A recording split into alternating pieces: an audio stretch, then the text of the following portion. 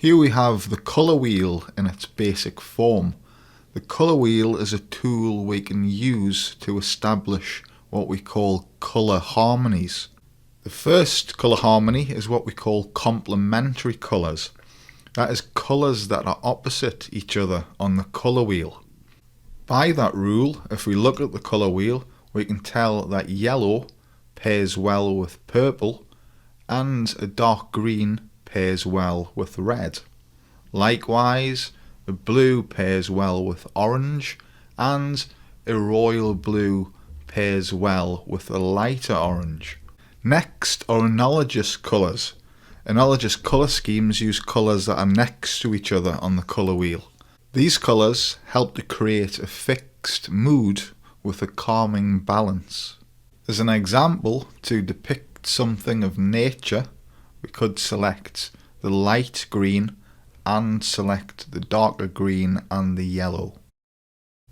Next are split complementary colours, and these derive from the complementary system. Instead of the opposite colour, the two colours neighbouring the opposite colour are used instead.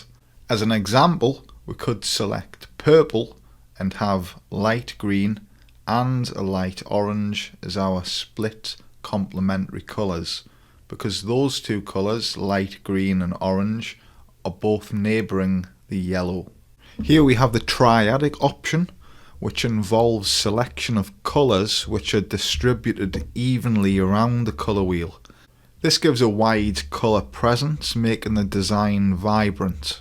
As you can see in the example, if I had selected yellow, the colours resulting are red and royal blue.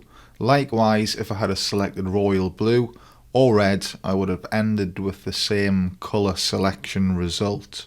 The best way of understanding the colour wheel is by way of practical application, so be sure to employ it when you come to colouring your logo designs. In time, the complementary, analogous, split complementary and triadic systems will become second nature, and you'll no longer need to reference the basic colour wheel, but it serves as a fantastic tool in the learning stages.